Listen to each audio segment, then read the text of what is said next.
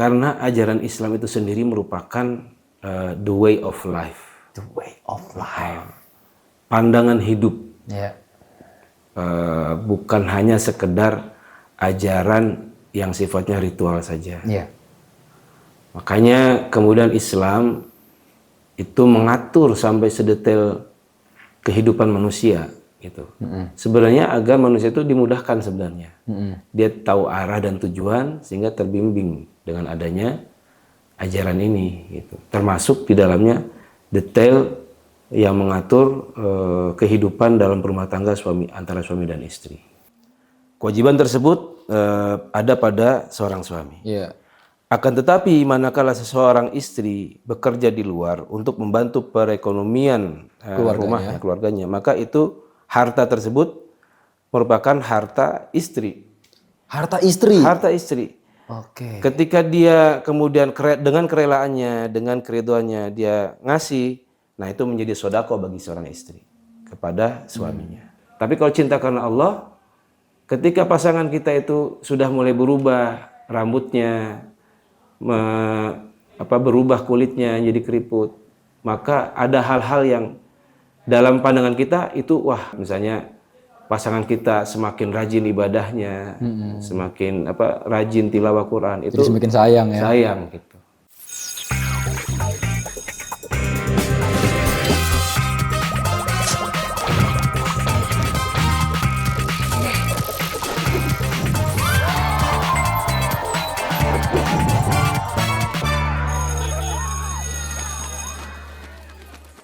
Assalamualaikum warahmatullahi wabarakatuh. Selamat datang di ruang BK Bicara Kebaikan bareng sama saya Valdo, dan di sebelah saya sudah ada Ustadz Wildan. Tepuk tangan dong Ustadz Wildan. Luar biasa.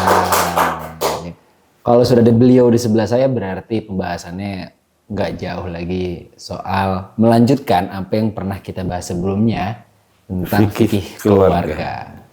Kalau kemarin kita sudah bicara persiapan dan ketika akad, Pak. Nah, sekarang mungkin kita akan lebih menjerumus lagi ke dalam, teman-teman. Ke dalam kehidupan keluarganya. Nah, di sini nih, pembahasan akan lebih panjang ke depannya ya, Pak ya. Yaitu tentang hak dan kewajiban suami ke istri dan istri ke suami. Lebih kepada life after married, teman-teman. Nah, sekarang kita mulai dari definisi awal dulu deh, Pak, biar ya mungkin semua udah pada tahu, tapi maksudnya biar kita sama-sama enak aja, kita runtut gitu ya. Jadi jangan langsung ke pertanyaan yang berat banget. Jadi kalau bicara hak dan kewajiban, Pak, untuk suami dan istri, ini dalam Islam tentunya ya, Pak, kita ngambil perspektifnya, itu seperti apa dan bagaimana, Pak? Baik, Kang Valdo. Kita masuk ke tema kehidupan setelah berumah tangga ya. Betul. Diawali dengan pertanyaan hak dan kewajiban antara suami dan istri. Ya. Gampangnya kalau kita ingin memahami, hak itu berarti sesuatu yang menjadi milik seseorang, ya kan, itu hak tuh, gampangnya, pengertian gampangnya. Kalau kewajiban adalah sesuatu yang harus dilakukan oleh orang tersebut, seseorang, baik itu karena ketentuan hukum, moral, perintah agama dan sebagainya. Berbicara hak dan kewajiban itu berarti dua hal yang nggak bisa terlepas. Oh, aku hanya pengen dapat hakku saja tapi mengabaikan kewajiban. Atau sebaliknya, aku melakukan kewajibanku tetapi nggak apa-apalah hakku diabaikan. Nggak juga begitu. Jadi ketika berbicara hak dan kewajiban berarti itu seperti dua sisi mata koin ya. Yang saling bertolak belakang, maksudnya saling berhimpitan. Saling berhimpitan, nggak bisa dipisahkan. Nggak bisa dipisahkan, maksudnya seperti itu. Jadi ketika tunaikan hakmu sebagai seorang istri, berarti kewajiban seorang suami juga harus dilakukan. Nah, tidak bisa saling menuntut. Ya. Tapi yang ada dalam rumah tangga itu saling menuntun. Nah, menuntun, suami menuntun istri agar menjalankan kewajibannya. Artinya dia memenuhi hak suaminya, dan istri pun juga menuntun suami untuk menjalankan kewajibannya sebagai seorang suami, sehingga hak istri terpenuhi. Ya, berarti bisa dibilang kewajiban seorang suami adalah memenuhi hak istri. Hak istri. Begitupun sebaliknya. Istri kewajiban seorang istri berarti pemenuhan terhadap hak-hak suami. Oh, gitu Nah, ya. gitu. Berarti dalam rumah tangga itu tadi Pak ya, bukan Bukan saling menuntut, menuntut, tapi saling menuntun. bukan siapa yang paling, tapi saling. Saling. Itu dia. Betul sekali. Saling. Nah, kenapa sih Pak Islam itu sebegitu detail ya Pak, menuliskan terperinci tentang hak dan kewajiban istri kepada suami dan suami kepada istri? Ya. Karena ajaran Islam itu sendiri merupakan the way of life. The way of life. Pandangan hidup. Ya. Bukan hanya sekedar ajaran yang sifatnya ritual saja. Ya. Makanya kemudian Islam itu mengatur sampai sedetail kehidupan manusia gitu. Sebenarnya agar manusia itu dimudahkan sebenarnya.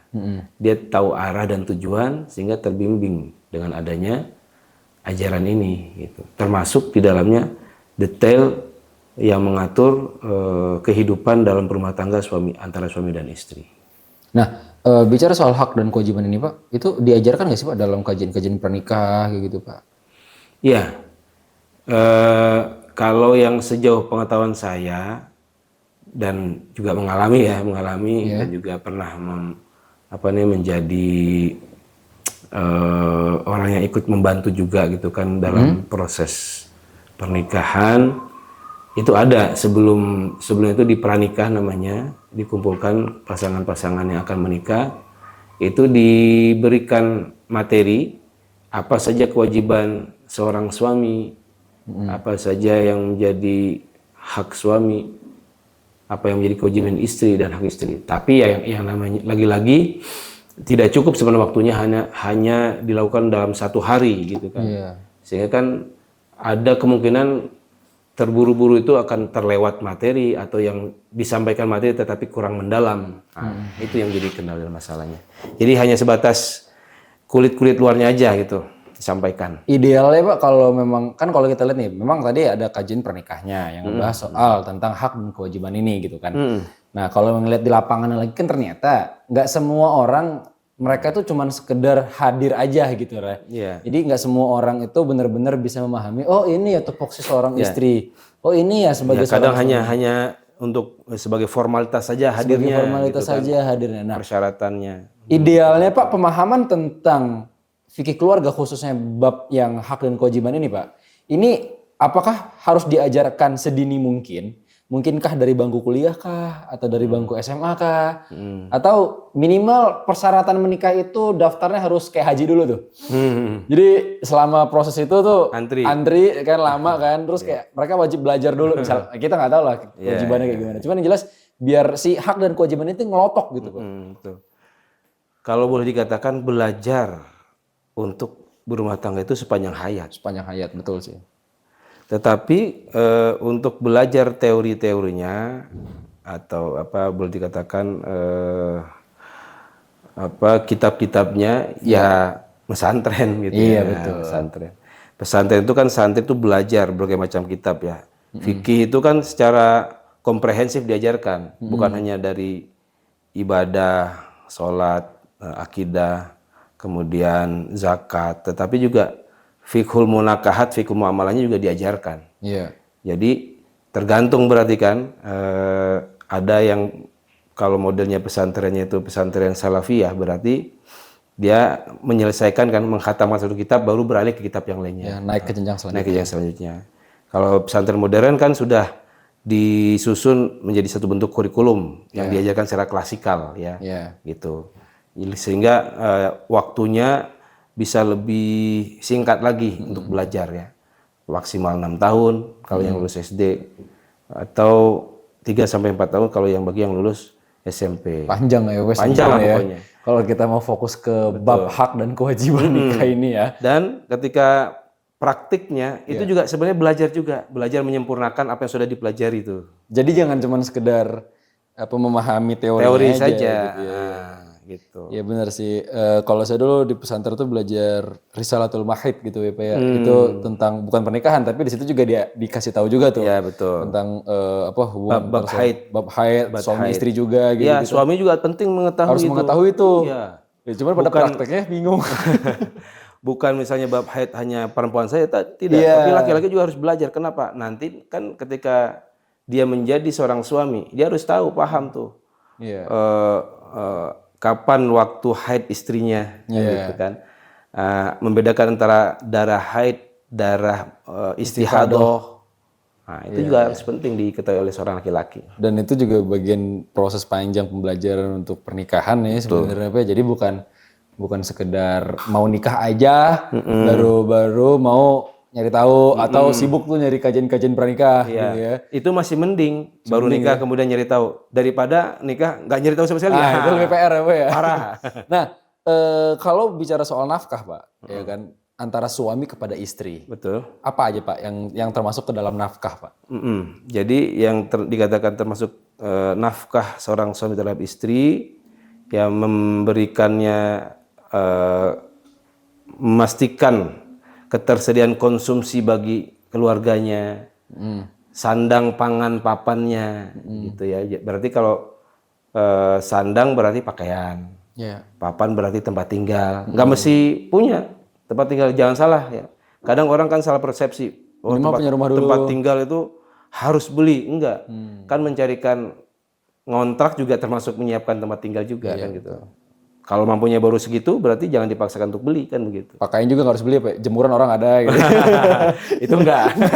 Oke, itu enggak ya guys. Dan pangannya berarti terjamin dia tidak kelaparan. Harus betul-betul memperhatikan hal itu.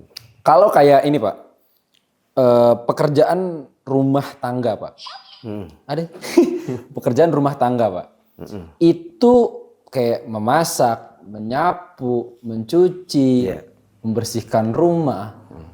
Kalau yang nggak tahu sih ini, tapi saya klarifikasi Bapak, ini sebenarnya Pak ini adalah tugas suami Pak. Betul. Sebenarnya istri itu tugasnya malah bukan itu malah. Dan memang betul seorang Rasulullah SAW pun sebagai seorang pemimpin umat, beliau itu mengerjakan tugas-tugas rumah itu dengan tangan beliau sendiri. Nah itu gimana? Jahit pakaian, nyapu, ya.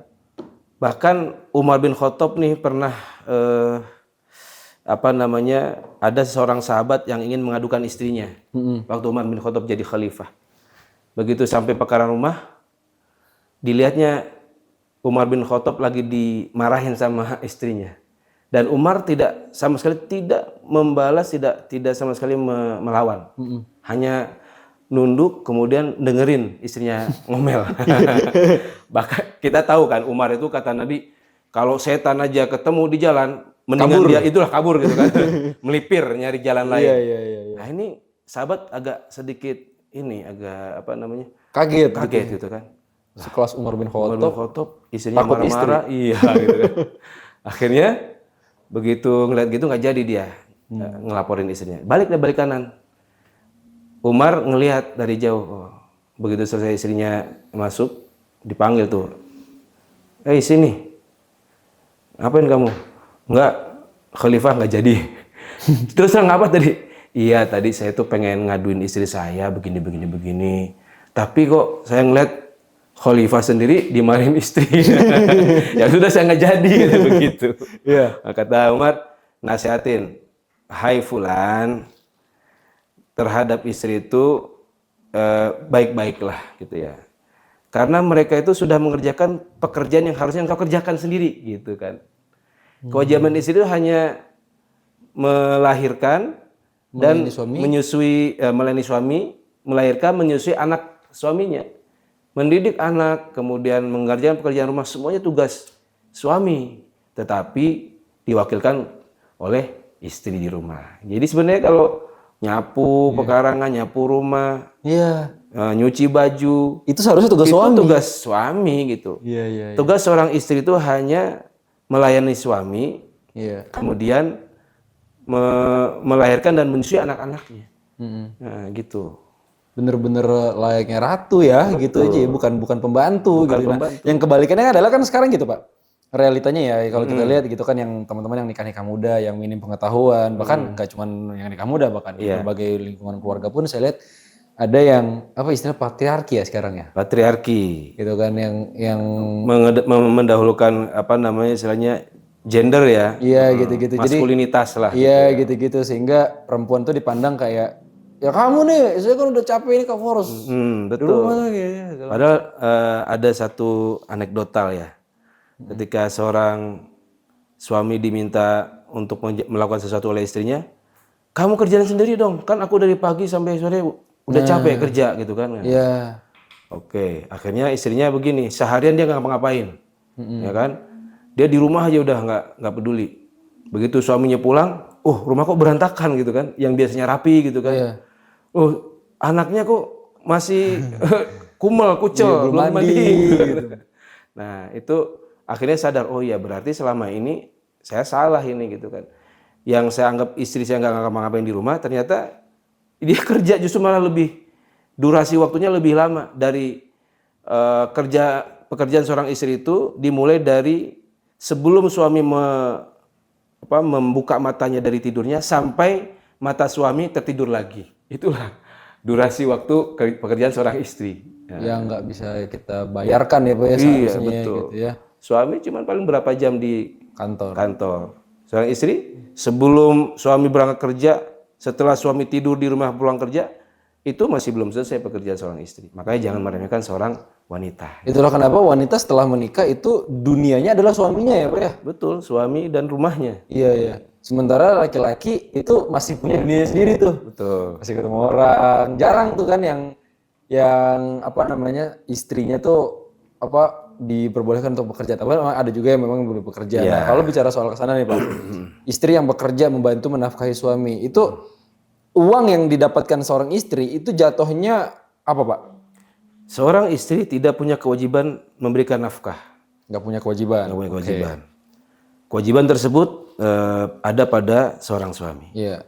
Akan tetapi manakala seseorang istri bekerja di luar untuk membantu perekonomian rumahnya, keluarganya, maka itu harta tersebut merupakan harta istri. Harta istri. Harta istri. Oke. Ketika dia kemudian dengan kerelaannya, dengan keriduannya dia ngasih, nah itu menjadi sodako bagi seorang istri kepada suaminya. Berarti berhak ya, maksudnya istri itu berhak 100% atas uang pribadinya. Ya. Ya kan kalau mau egois nih ya. Betul. Kalau mau egois berarti istri itu berhak nih, terserah gue. Jadi dalam Islam sendiri kan mengatur hak individu suami istri. Jadi seorang suami masih punya hak individu terhadap harta yang dia dapatkan. Tetapi dari hartanya itu dia punya kewajiban untuk menyisihkan untuk menafkahi keluarganya. Nah, bedanya itu ya. Bedanya itu. Sementara kalau perempuan kalau dapat gaji itu hak milik penuh seorang istri. iya, justru ketika untuk keluarga sifatnya opsi. Iya, sedekah gitu. Nah, tidak satu paksaan, tidak satu keharusan. berarti kalau di dalam rumah tangga, Pak, yang seharusnya megang uang itu siapa, Pak? Suami atau istri? Kan kebanyakan tuh uang tuh gaji suami store istri, suaminya ntar nggak dapat apa-apa gitu. Sebenarnya yang benar boleh megang uang itu siapa sih, Pak? Ya, yang benar adalah yang mengatur pengelolaan keuangan di rumah ya istri. Oh, istri. Betul. Akan tetapi suami ngasih nih. Mau sebagiannya atau keseluruhannya ya itu mah terserah. Kebijakan masing-masing itu iya, ya, betul. kebijakan rumah tangga. Ada seorang sahabat wanita di zaman Rasulullah itu ngadu kepada Nabi. Ya Nabi, suamiku itu orangnya pelit kayak gitu ya. Nggak pernah ngasih, kalaupun ngasih itu pasti kalau nggak pas-pasan kurang gitu. Gimana? Maka kata Rasulullah, ya sudah kalau gitu kamu ambil, nggak apa-apa kamu ambil tanpa izinnya, tapi sebatas keperluan kamu. Itu, misalnya belanjanya berapa, maka kamu ambil dari saku suamimu itu diizinkan oleh Rasulullah SAW. Karena itu kan untuk keluarga itu. Betul. Gitu ya. Ini kan kasuistik ya. Kasuistik. Jadi suami tidak menafkahi dengan cukup. Menafkahi dengan cukup. Ya. Maka diizinkan bagi seorang istri. Oh, apakah hadis itu juga membenarkan ketika istri menemukan uang di kantong celana suami ketika dicuci? Itu berarti ya apes itu ya suaminya. Ya 200.000 di kantong hilang lah ini. Perasaan kemarin buat jajan. Oh gitu. Ya, gitu. Iya, iya. Berarti istilahnya adalah harta suami adalah harta istri, sementara harta istri adalah milik Iya. istri. Tidak sepenuhnya benar juga. Jadi harta suami yang diberikan untuk nafkah berarti harta istri, tapi harta istri yang didapatkan dari pekerjaannya itu milik individu istri tersebut, ya, bukan milik suami. Iya, iya. Iya. Kalau nafkah, kan nafkah itu kan ada nafkah batin dan nafkah lahiriah tuh, Pak, ya. Iya, iya. Nah, nafkah batin itu kan berarti kan kalau bicara soal ini kan hak biologis antara biologis, pasangan gitu. iya, betul. Nah, ini ya kita sama-sama tahu lah Pak, cuman mungkin di luar masih banyak yang agak sedikit kurang memahami faktor atau hak-hak yang hak-hak biologis antara suami dan istri itu sejauh mana sih Pak? Ya, Islam itu boleh mengaturnya? Ya, itu juga hak biologis antara suami istri juga diatur di dalam agama Islam. Bahkan sangat detail sekali. Misalnya dari sisi kesehatan, ya. Iya. Seorang suami dilarang menggauli istrinya ketika dalam keadaan haid. Itu kan sisi kesehatan diatur, ya. Nah, tidak boleh. Tetapi dalam interaksi sehari-hari diperbolehkan, gitu ya. Justru nggak boleh ditinggalkan. Karena apa? Karena ada adat kebiasaan Yahudi itu kalau istri-istri mereka itu dalam keadaan haid itu memang dikucilkan gitu kan, tidak dijauhkan lah, nggak diajak ngobrol kayak orang yang bersalah banget gitu. Ya, dikurung gitu. Iya, itu kebiasaan. Nah, itu adat Yahudi seperti itu dihapus oleh Islam, nggak bisa. Hanya hubungan suami istri saja yang dilarang, tapi interaksi yang lainnya itu masih diperbolehkan, gitu kan. Misalnya jalan-jalan berdua, ngobrol intim itu masih diperbolehkan. Nah, seperti itu.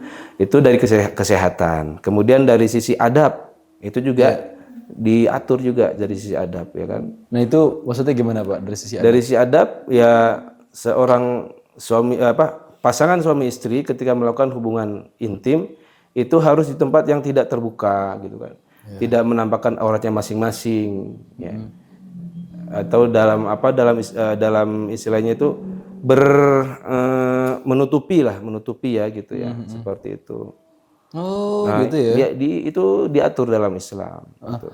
Dan ketika seorang suami sudah menunaikan hajatnya agar tidak tergesa-gesa, ya, meninggalkan istrinya yang belum tunaikan hajatnya, itu juga diatur dalam Islam, gitu. Dan sebelum melakukan hubungan itu ada namanya foreplay, itu ada di dalam bahasa hadis ada, ya. Tuda ibu a wa tuda ibuka. Ada semuanya diatur dalam Islam. Iya, iya. Nah, saya bertanya soal ini Pak. Kan ini pertanyaan iseng aja sih Pak sebenarnya. Kalau misalnya suami yang punya lebih dari satu istri Pak, bicara soal hak biologis tadi Pak, katakanlah 2 atau 3 gitu kan. Karena kan kalau kita lihat case-nya kan memang sejarahnya kan Islam memperbolehkan poligami. Bahkan sekarang itu di sosial media ada beberapa konten kreator juga yang dengan siap dan beraninya menampilkan bahwa mereka berpoligami. Untuk urusan biologis ini Pak, kan mereka kan sudah mahram nih Pak. Ya. Sudah mahram ya kan, sudah menjadi suami istri ya kan, dalam sebuah rumah tangga itu kan. Nah itu untuk memenuhi kebutuhan biologisnya Pak, apakah, mohon maaf ya Pak ya, apakah boleh di dalam satu ruangan yang sama tapi lebih dari satu istri, atau harus satu istri satu ruangan tertutup gitu Pak, atau harus bergantian gitu loh, atau gimana tuh Pak? Baik, ini jawaban mungkin saya sendiri bukan ininya ya, bukan pelakunya. Jadi mungkin barangkali ini sebatas teoritis saja. Pertanyaan yang terlintas dalam otak saya nih Pak, dari dulu tuh Pak. Ya, saya nggak berani nanya aja. Oke, pertama, walaupun Islam membolehkan seorang laki-laki menikah lebih dari satu orang istri, tetapi pada dasarnya Islam itu sendiri ajaran yang dibawa oleh Nabi Muhammad adalah monogami. Monogami. Apa buktinya? Di sepanjang hidup istri Rasulullah Siti Khadijah, maka Rasulullah sampai wafatnya Siti Khadijah tidak menikahi selain daripada Siti Khadijah. Artinya satu istri. Baru kemudian setelah sepeninggal Siti Khadijah, Rasulullah SAW menikahi istri-istri yang lain. Nah, itu dasarnya. Yang kedua, di dalam surat An-Nisa ya ayat 3 kalau nggak salah, yang fankihu ma taba lakum minan nisa mathna wa thulatha wa ruba'. Fa in khiftum alla ta'dilu. Ada kata-kata apabila kalian khawatir alla ta'dilu, tidak bisa berbuat adil, fawahidah. Cukup satu. Jadi dasar pernikahan dalam Islam itu sebenarnya monogami. Tapi kemudian ada dibuka namanya pintu darurat. Pintu darurat. Jadi poligami itu adalah pintu darurat itu. Pintu darurat sebenarnya. Jadi kalau yang ada yang mengkampanyekan poligami itu salah sebenarnya. Kok pintu darurat dikampanyekan gitu?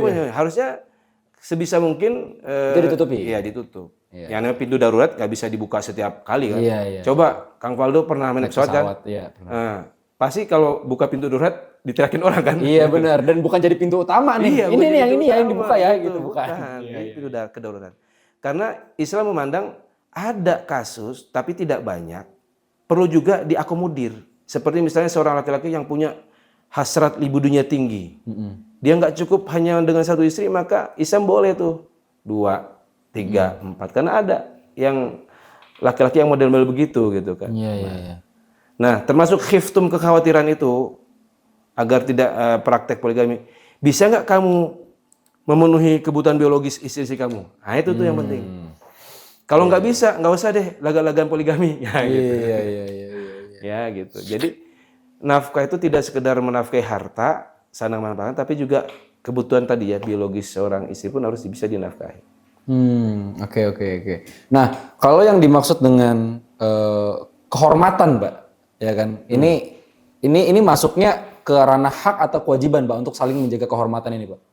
Kehormatan masuk hak dan kewajiban berarti. Oh, masuk dua-duanya. Jadi suami menjaga kehormatan istri berarti dia kewajibannya untuk memenuhi hak istrinya.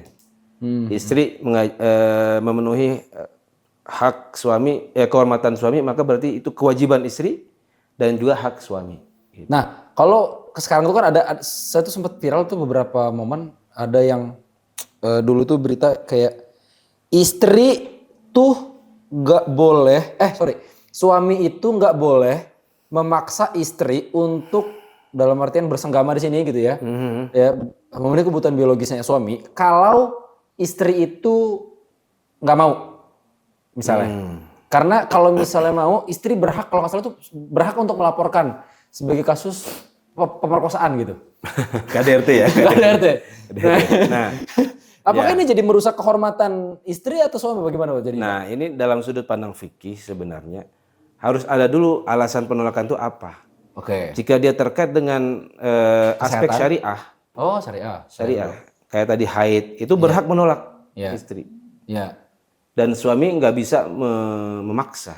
Betul. Jadi misalnya istri dalam kondisi haid, Iya. atau nifas, kan, atau istihadoh. Iya. Maka dalam kondisi itu istri Berhak. Bahkan mungkin wajib menolak karena untuk menyelamatkan agama suaminya. Iya. Kalau terjadi hubungan intim ketika seorang istri itu haid, itu dosa. Iya, jadinya dosa. Malah, gitu kan. Haram kan, jatuhnya pada haram. Iya. Nah ini. Tetapi kalau tidak ada alasan Iya. yang berdasarkan syariat agama, maka istri yang berdosa menolak suami. Kata Nabi juga, kalau seandainya istri bahkan diajak oleh suaminya, bahkan dia sedang di atas kendaraan, maka wajib buru-buru istri itu turun untuk menunaikan ajakan suaminya. Oh iya? Iya, itu hadis sahih. Wah. Nah, jadi penolakan itu dilihat dulu dasarnya apa gitu. Kalau dia ada alasan agamanya, tadi seperti tadi yang disampaikan, wajib istri menolak. Tapi kalau nggak ada, bahkan ketika seorang istri sedang di atas kendaraannya pun, di atas kuda dalam hal itu, di atas untanya, maka harus segera dia turun untuk memenuhi ajakan suaminya. Nah Pak, kalau misalnya Pak, istri ini tuh udah capek kerja sampai rumah ngurus anak, beresin rumah, case-nya misalnya dulu sama-sama kerja Pak, punya anak misalnya kan, masak juga, baju belum pada dicuci, rumah belum disapu, tiba-tiba Pak mau malam nih, istri udah kantuk mampus Pak, udah kantuk banget ini kayaknya. Tiba-tiba ada ajakan dari suami Pak. Nah kalau kayak gini berdosa juga. Maksudnya kan dari tadi kan pahala sebenarnya dikatakan Pak ya. Iya, iya. Tiba-tiba ada satu malam, ya kan satu hari sebelum tidur dia suaminya minta gitu. Gimana Pak? Jadi dosa dong, dia kasihan juga. Ya itu kan ada alasannya, ada uzur. Iya. Itu bisa dimaklumi. Bisa dimaklumi.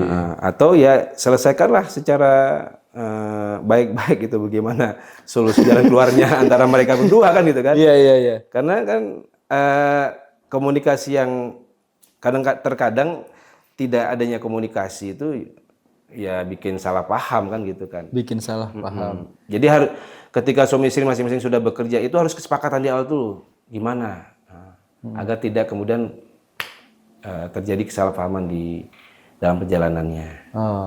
Gitu ya berarti. Ya selesaikanlah secara berdua gitu kan, komunikasi yang baik seperti apa, nanti solusinya kan begitu. Iya.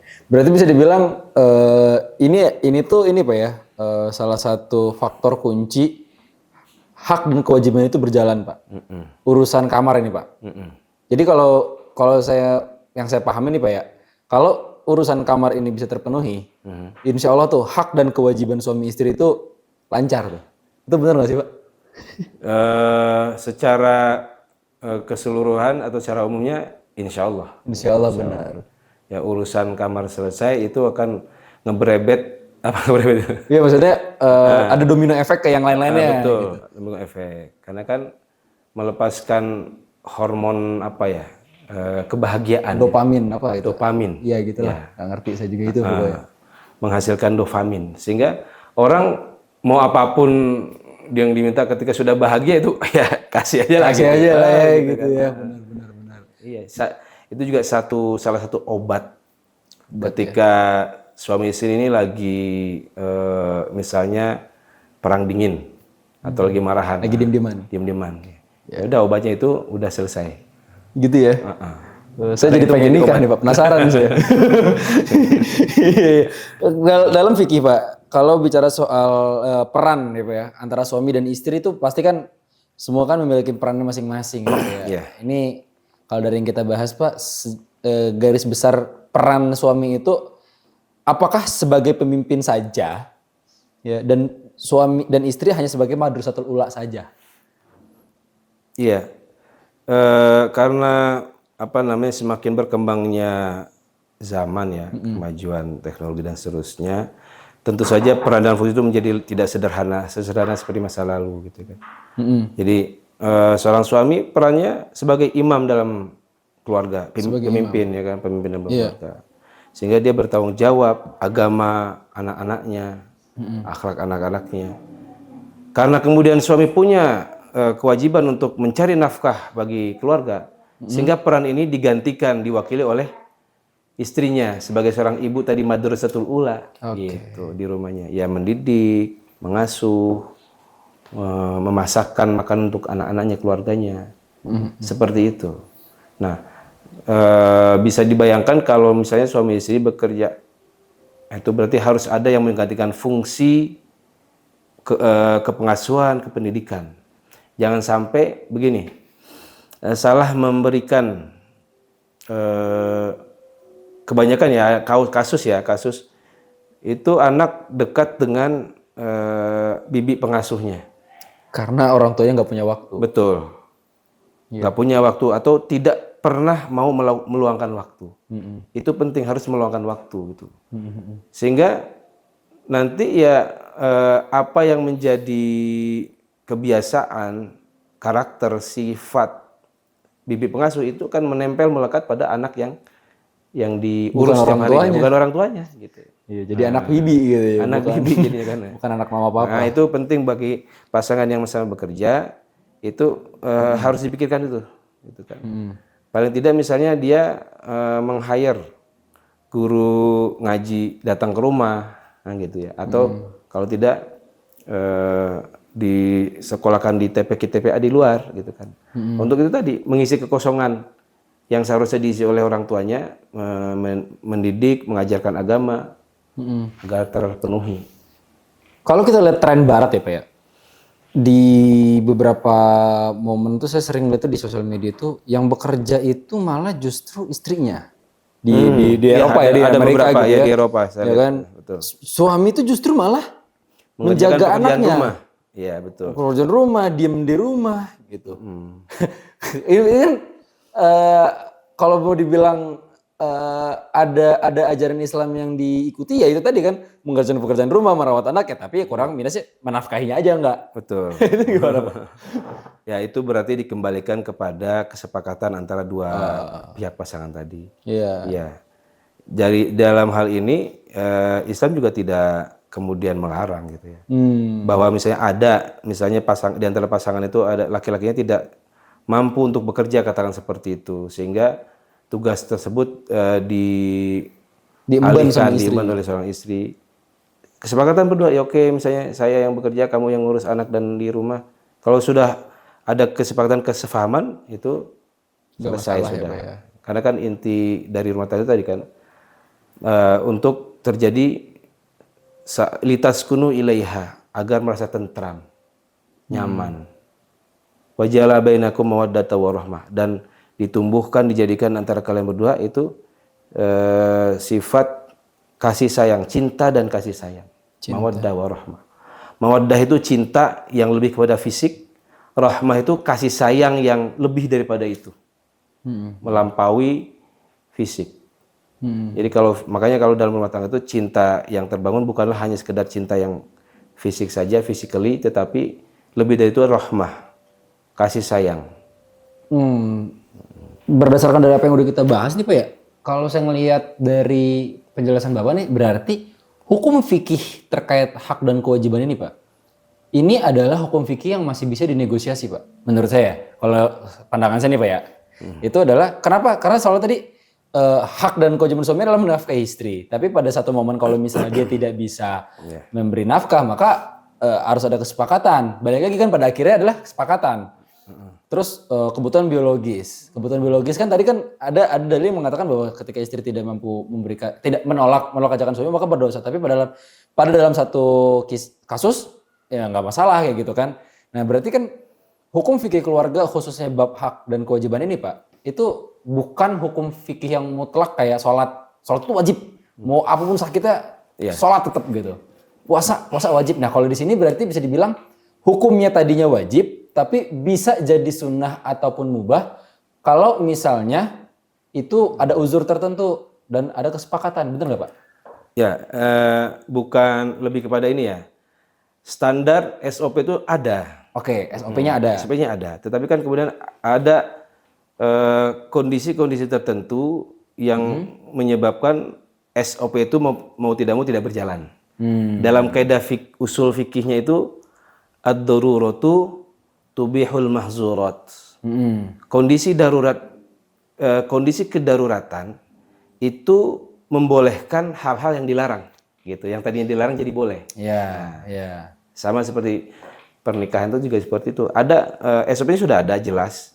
Tapi kondisi tertentu ketika ada kedaruratan, bicara darurat, maka itu SOP-nya bukan SOP standar yang diberlakukan, tapi SOP darurat khusus. Gitu. Khusus untuk kasus itu aja. Ketika Kasus itu misalnya aja. kasus ini udah selesai, berarti ya balik lagi gitu. Jadi tidak berlaku umum. Ini yang berlaku umum seperti ini loh. Tapi standarnya kemudian, gini nih. ya begini ada. Bukan berarti tadi apa dibilang istilahnya negosiasi enggak.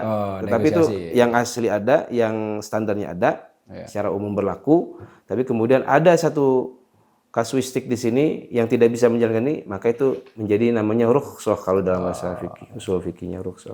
Tadi ad-darurah tubihul mahzurat. Harus ada halangan-halangan tertentu dulu yang menjadikan SOP ini itu nggak bisa berjalan. Barulah kita bisa tentukan SOP kita sendiri.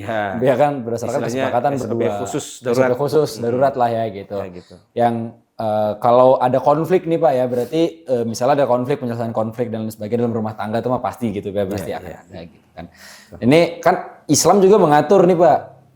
Ya kan? Mengatur bagaimana sebenarnya penyelesaian dalam rumah tangga.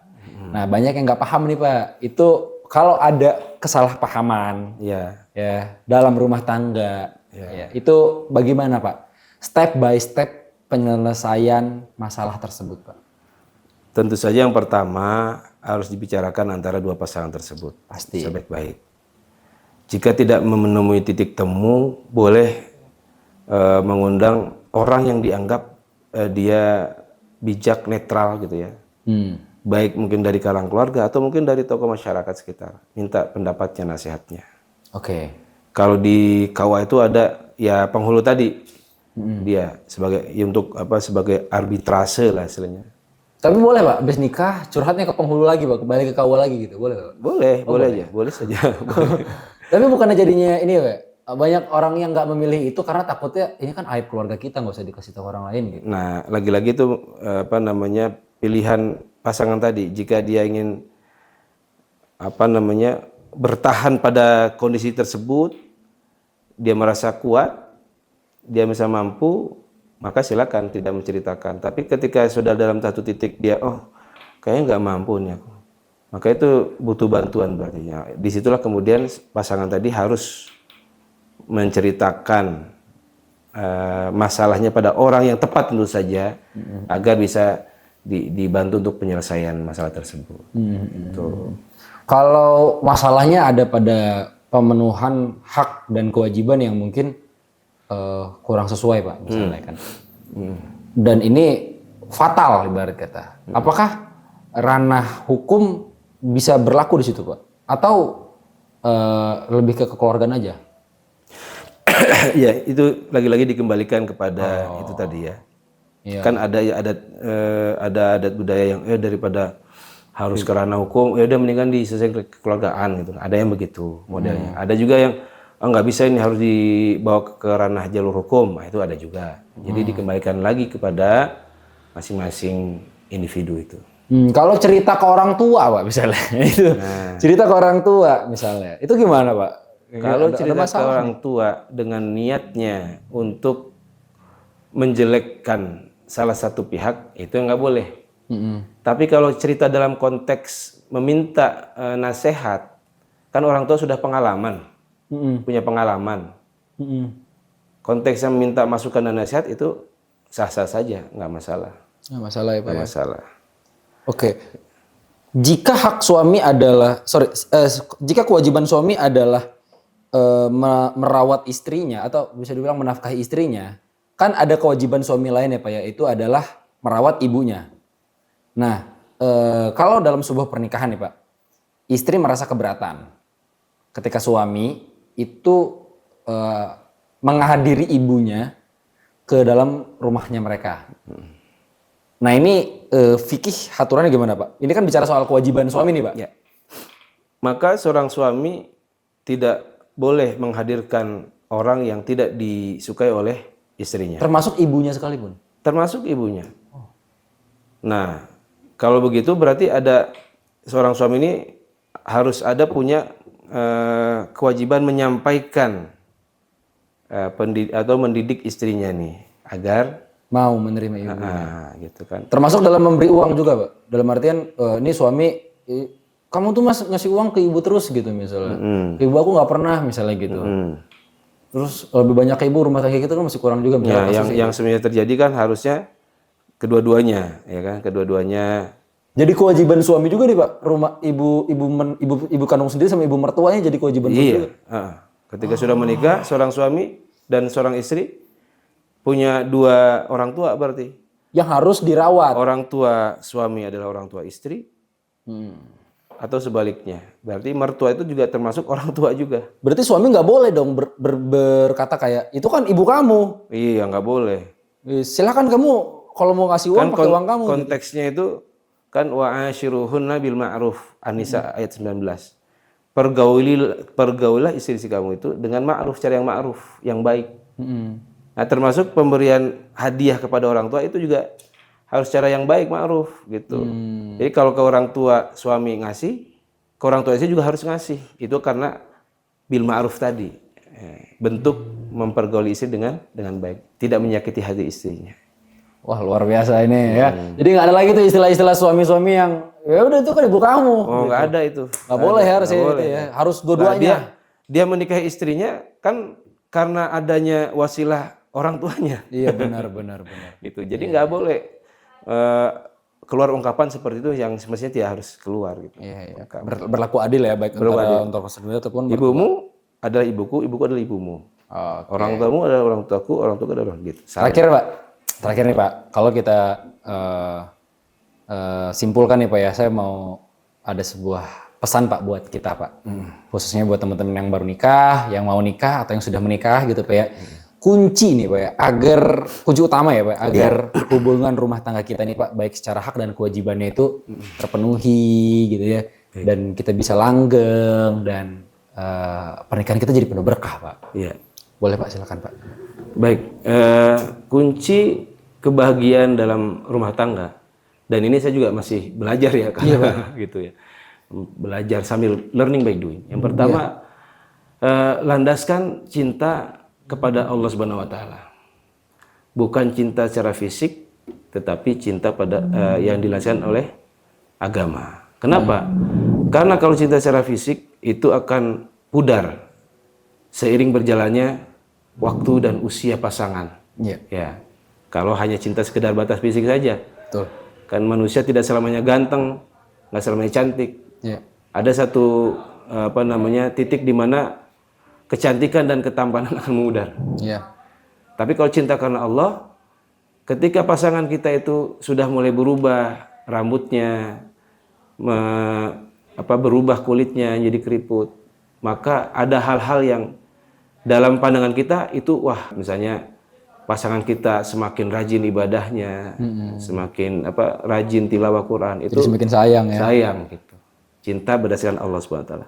Yang kedua, niat yang lurus. Ya. Jangan sampai ada niat-niat yang tidak sesuai dengan agama. Karena niat yang tidak lurus itu ketika tidak tercapai niat tersebut, ya sudah, selesai sudah. Ya.